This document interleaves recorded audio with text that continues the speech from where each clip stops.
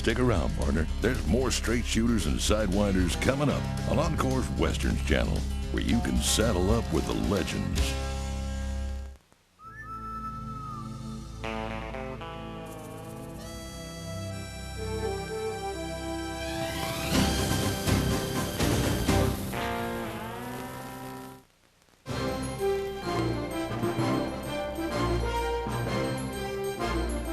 That all things change but truth, and the truth alone lives on forever.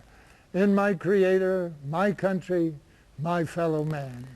That's the end of Lone Ranger's creed, and it is certainly upheld in our next film, The Legend of the Lone Ranger from 1981. Howdy, I'm Dennis Weaver, and you're going to get to see one of the great old cowboy character actors, Richard Farnsworth. He plays Wild Bill Hickok.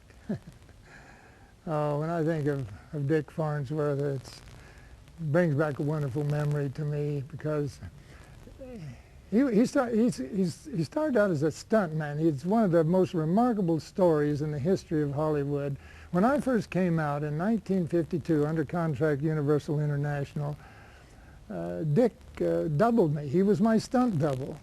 And he doubled me on a number of pictures, including The Dungeon and Duel at Diablo. And as a matter of fact, when we were shooting Gunsmoke, there was a scene where Miss Kitty and Chester were trying to get away from the bad guys, and we were in a buckboard, and Miss Kitty was driving, and the horses were going just as fast as they could go, and the bad guys were gaining on us, and I had this rifle.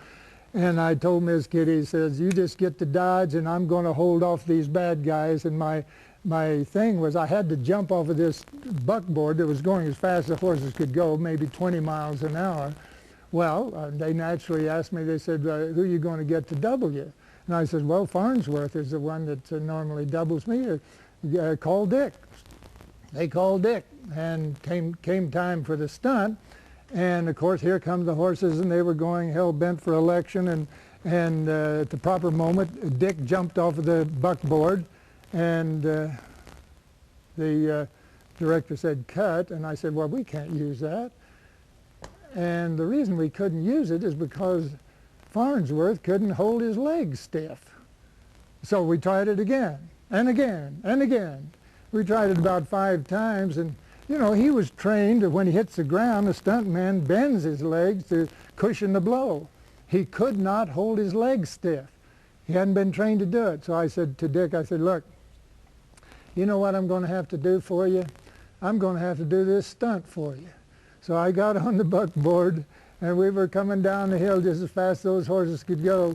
And at the right moment, I knew it was time, and I jumped off of the buckboard.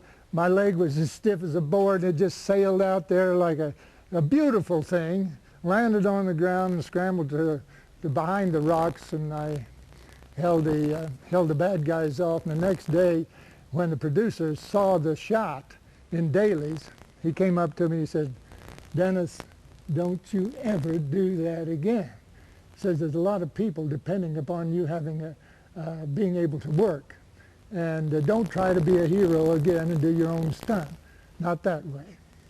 But that was my story of Dick Farnsworth. And I tell you, he became one of our most beloved character actors in the history of the business. And I used to kid him. I say, Dick, when you were doubling me and you were watching me act, you really watched me really close, because you picked up a lot of good stuff and became a really good actor. Of course, he got an Emmy nomination and I didn't. Well, now let's get back to the Lone Ranger. Let's see what happens as the Lone Ranger and Tonto tried to rescue President Grant, who's been kidnapped by none other than Butch Cavendish. Cavendish. The Legend of the Lone Ranger is coming up right after Hi-Yo, Selva, away!